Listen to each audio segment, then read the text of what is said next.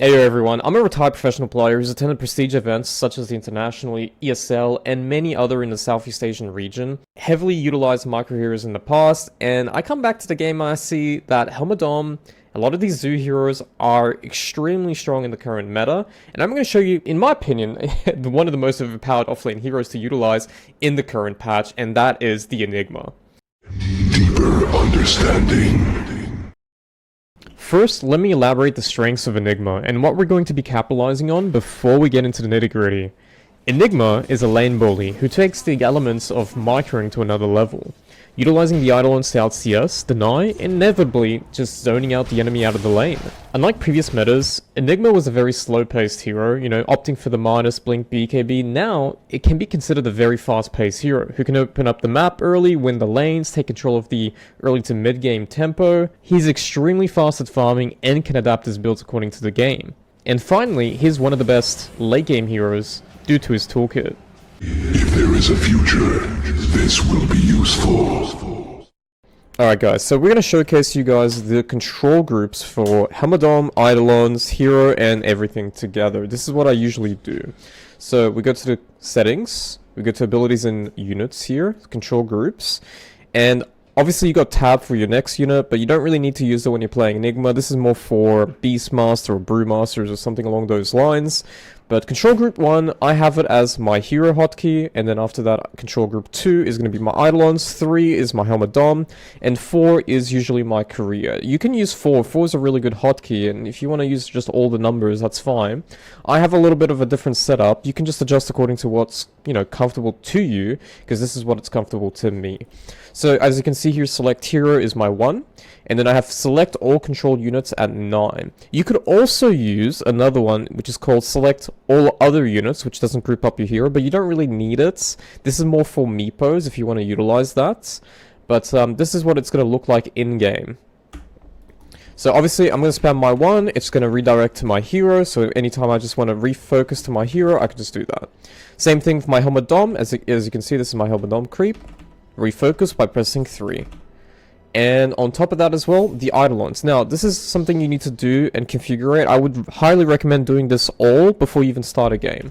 So you do your Eidolons. As you can see here, it's only 3 Eidolons. You want them to split, and then as soon as they split, you want to be able to immediately control group all of them together. Because if you do it in mid-match, you're going to have to redo it inside of the game. So as you can see right now, my control group of 2 is only those 2 Eidolons, because I've just done that, right? So I've grabbed them all together, and then I did control into 2. Now, it's got 6, because they've already split. But as you can see, if I press 2 right now, it's only going to configure those 3 that I originally control grouped. So this is what I was saying, is you kind of need to do this in Hero Demo first. I'm just going to group them all up, control group 2, and now every time I press 2, regardless of them being split or not split, it's always going to be grouping them all together, as you can see there. Right? Now it's only got the 3. As soon as it splits, I'm not going to do any additional control grouping, and you're going to see it's going to have all 6 of them added onto the hotkey. There you go. So, as I mentioned before, you got the 1, the 2, and the 3. Now, if you want to really minimize your hotkeys, because maybe you're not very comfortable at using control groups, you could just group them all together, all the 6 Eidolons alongside your Helmadom minion, and just do control group 2. As you can see, they'll all be grouped up here on the bottom left side of the screen. But, obviously, if you want to really optimize, you should actually have them separated, because when you try to chase someone, or if you want to tab through units, it's going to be a lot easier by just pressing a hotkey than tabbing through units to go for a gank. If you want to split up the units, maybe one of them is going to be pushing out the lane, the Helmadom creep is going to come with you, or maybe the Helmadom creep is going to push out the lane and the other ones are farming the jungle with you.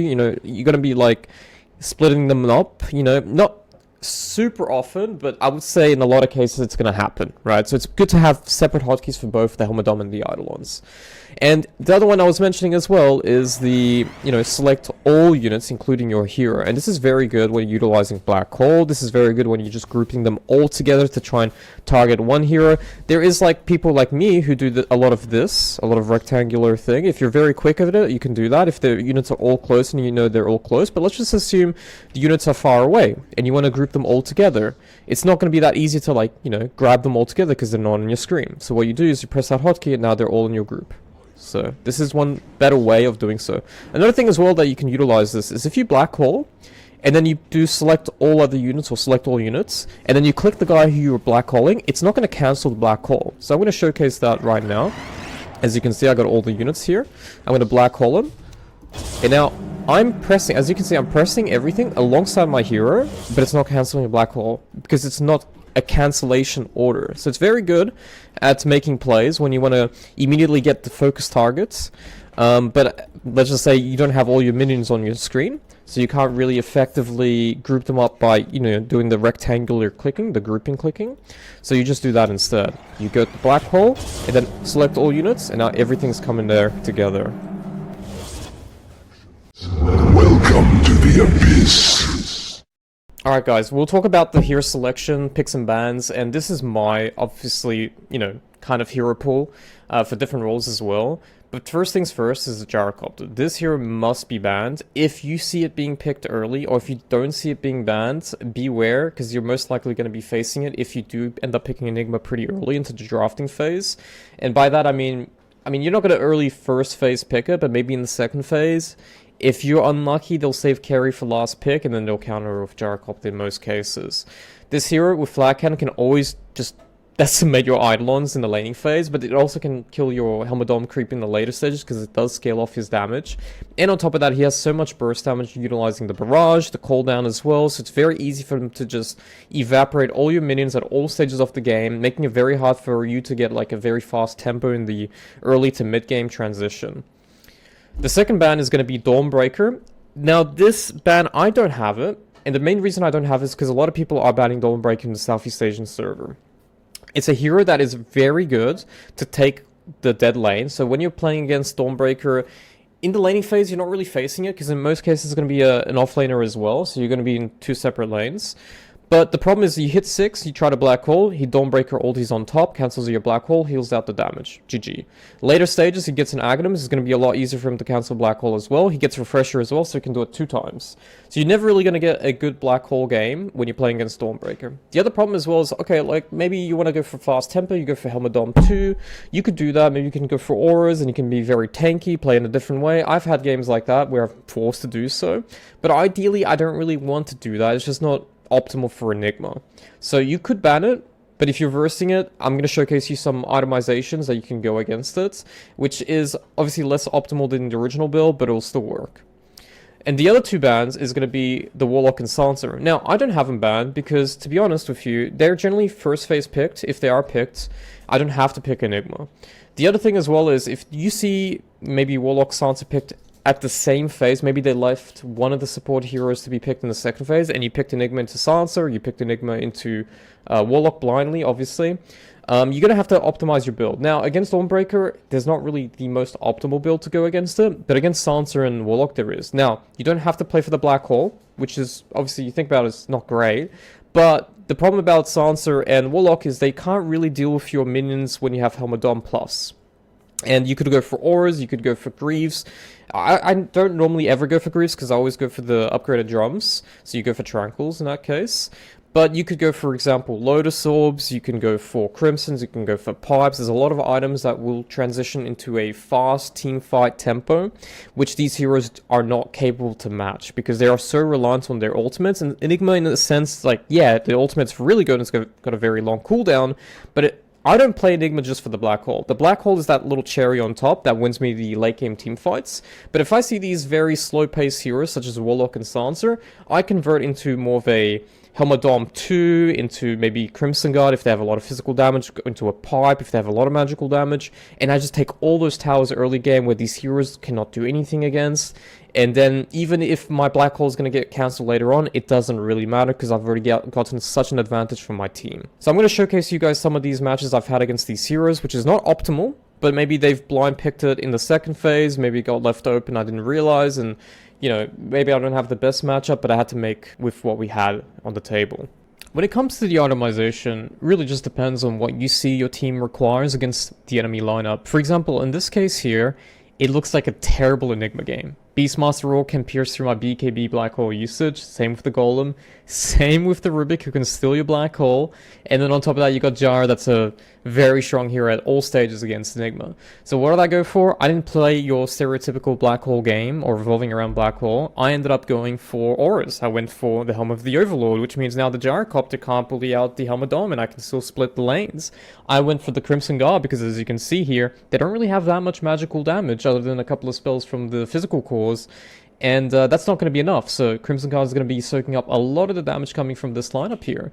And then once we start grouping up with our lineup here, where we have a lot of team fight, these heroes are not going to be able to burst anyone, and we're just going to outscale them in the later stages, or we're just going to out-team fight them and get more objectives early game. This is another game where maybe going for Crimson Guard would have been the play, because as you can see here, there's triple cores with a lot of physical damage. I ended up still going for the Blink BKB because I was very confident that I could get the Black Hole off the Faceless Void, who was the only hero that can actually cancel out my Black Hole, if I do it correctly.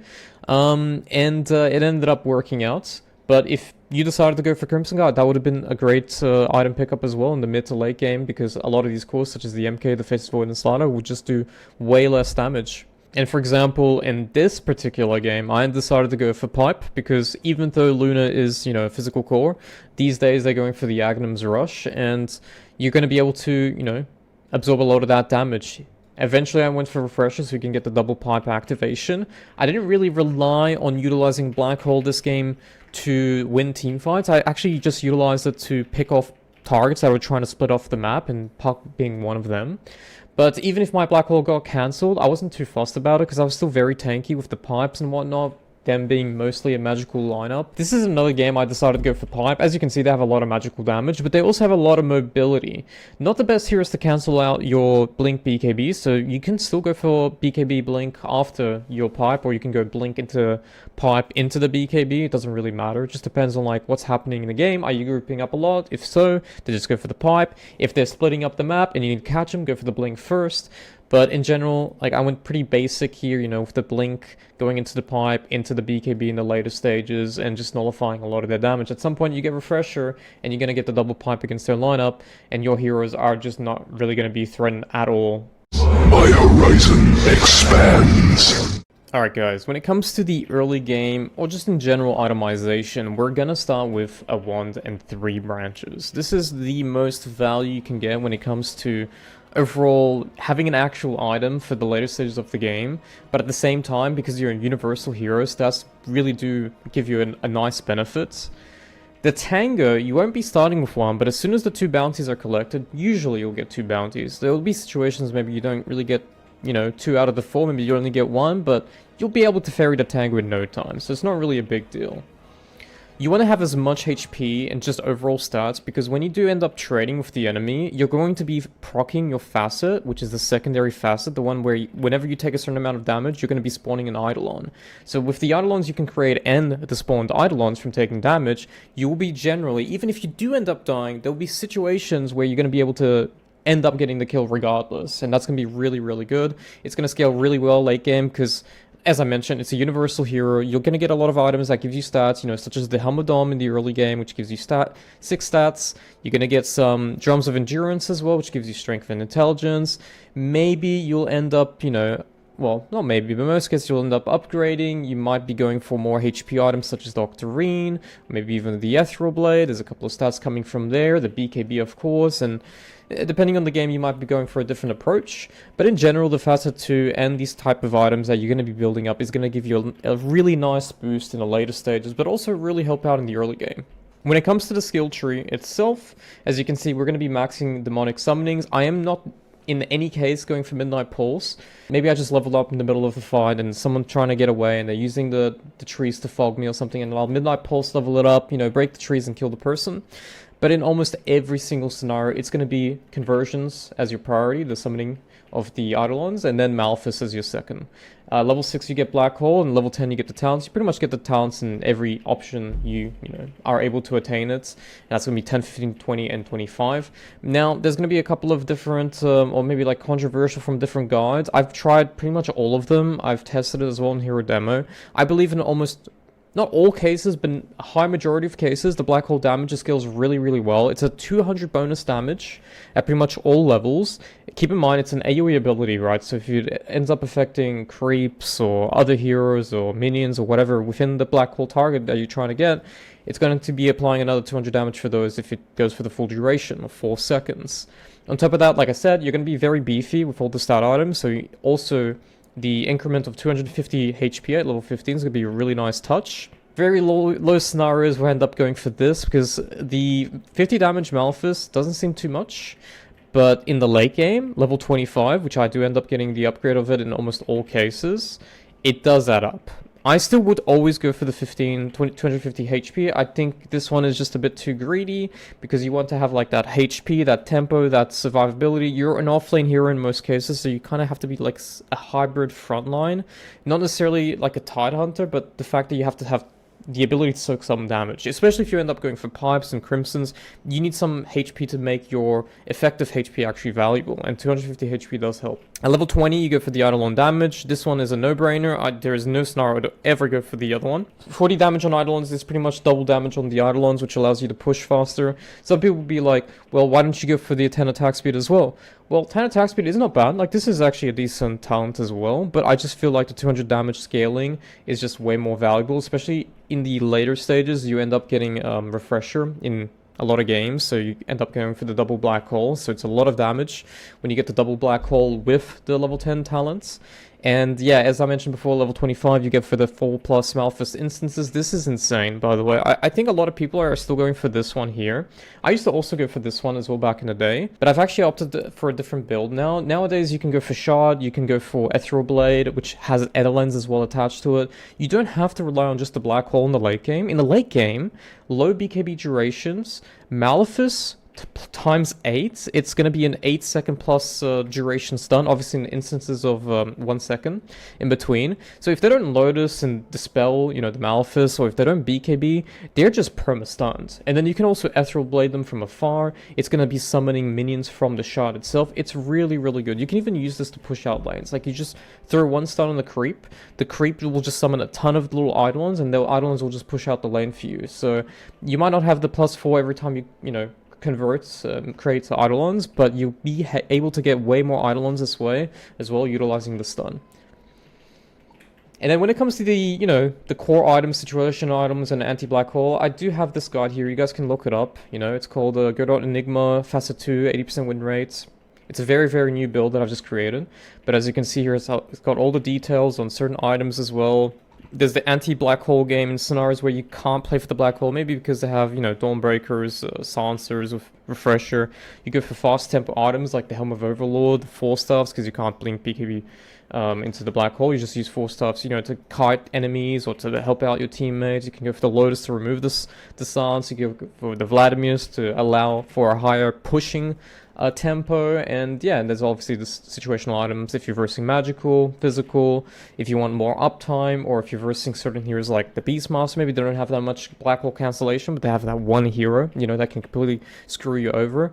You go for Lincolns in the later stages. But as you can see, core items is always going to be your stereotypical blink BKB, you know, drums upgrade with shot, Ethereal Blade. The Ethereal Blade is really good because you end up getting Ethereal Blade to have a bigger mana pool, since it does give you a ton of mana. It gives you cast range, which makes your black hole casting with Blink Dagger way easier as well.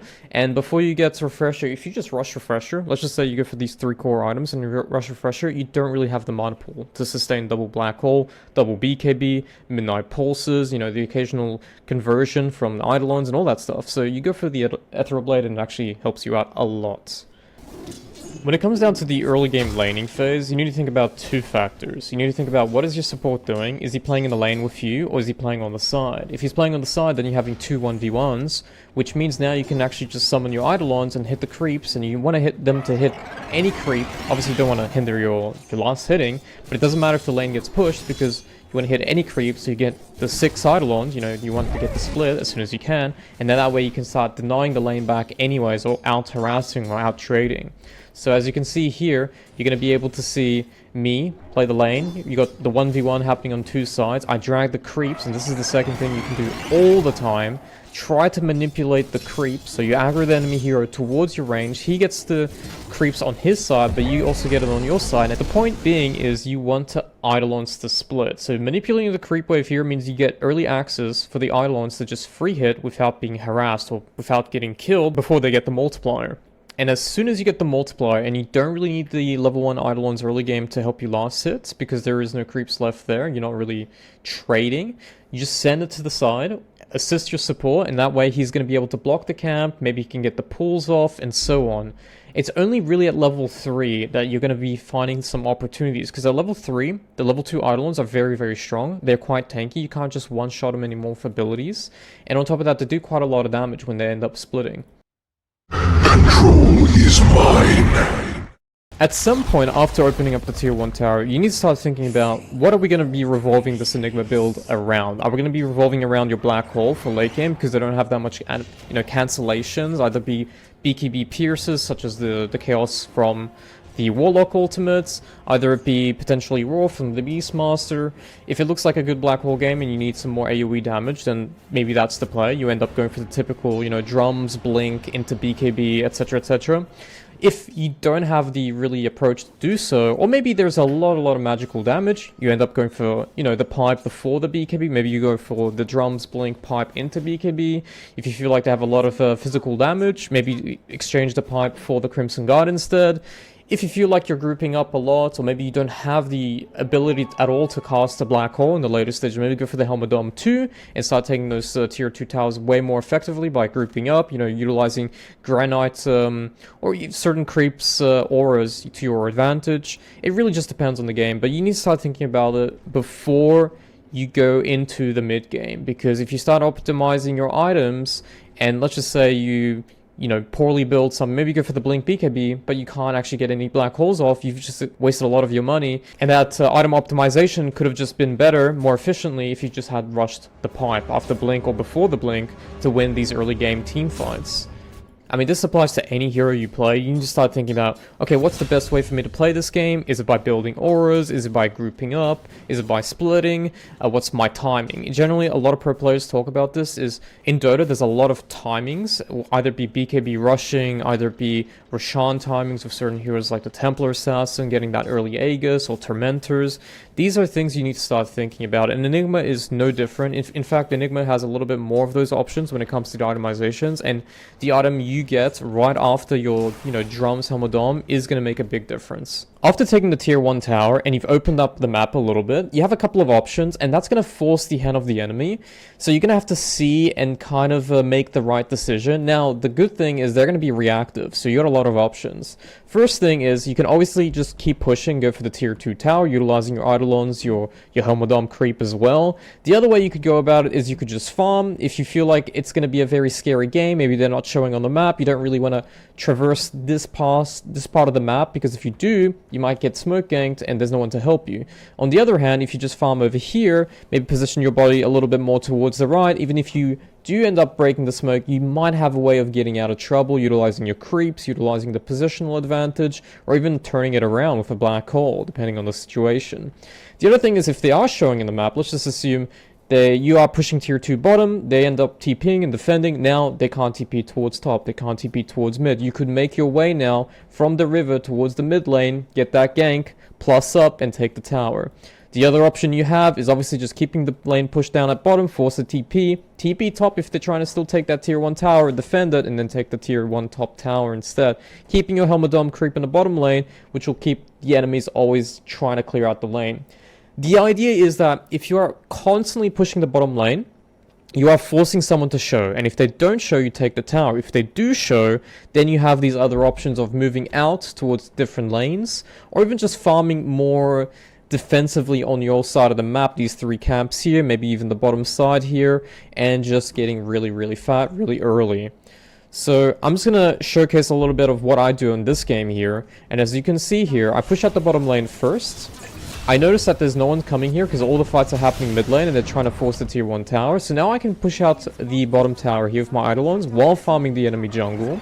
And at this point here, someone will have to show, because I'm going to keep doing the exact same thing. After this tier 1 tower is down, they have to respect it. And as you can see now, Mars has walked his way down towards the bottom lane here. I wasn't sure where they were because they were missing originally. That's why I played it a little bit in the safer side.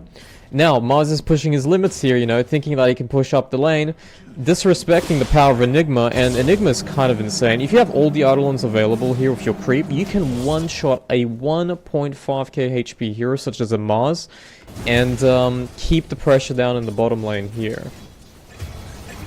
But of course, if no one had shown up, I would have just, you know, kept pushing the bottom lane here with my Eidolons and then maybe farmed the jungle at the same time. If someone shows up, I could have gone mid, I could have gone top. There's a lot of options here, and this is the main reason Enigma is so dominant after opening up that tier 1 tower. If light cannot escape me, what hope have you? A lot to understand about Enigma in the late game really depends on your, like I said in the previous one, your itemization as well as the matchups. Obviously in this particular game, as you can see, there is no black hole cancellations, but there's a lot of elusive mobile heroes that can make it very tricky for you to get the black hole. So in this case, I ended up opting for the Ghost Scepter over the Eidolons first, even though I'm going for the traditional build as displayed in my guide, you know, going for the drums, Helmadom, Blink, BKB, and so on. But the big difference here is I don't need to rush my black hole usage. Of course, whoever I get in the black hole with the BKB on is going to be stuck there, but there, like I said, there's a lot of mobility in here. So if I mess up by committing all my abilities, I'm going to die. Maybe they survive and they exchange the fight. So you need to think about it in this game like an Earthshaker. Earthshaker nowadays, they just sit back, they cast a couple of fissures, a couple of totems, utilizing the shard, and then when they find the right opportunity, that's when you utilize your Echo Slam. In this case, there's no difference. You can just throw a couple of Malefice, you can, you know, use your minions to push out or help your teammates, and then at some point, that opening will arise. Maybe they start, you know, committing to a kill on the Lifestealer if he doesn't have Aegis, utilizing their BKBs and whatnot, and then when you see that chance where they've grouped up trying to go for a kill, that's when you do a defensive black hole, which will end up being an offensive black hole. So positioning is very crucial. You don't want to really reveal yourself too much unless you're playing the auras, you know, the Helmadom 2 with the Greaves or Pipe and so on. In those cases, then of course you can be a body. You can actually bait people to go on you, and maybe your supports can use Glimmers and Force Staffs to save you because you're going to be like 3000 HP if you do end up going for the Helmadom 2 build, especially with the Grand Knight creep. And yeah, as you can see here, they're going to be pinging on me. They're all looking for, you know, the black hole user, which is very common when you are playing Enigma. You're going to be a threat, and that's the cool thing about Enigma is if they don't deal with you, you will be able to turn those tides. If they deal with you, well, if you position correctly, it won't be that easy. And as you can see here, they're trying to force something, but they're trying to be elusive about it. Ember going in, you know, remnanting in, remnanting out.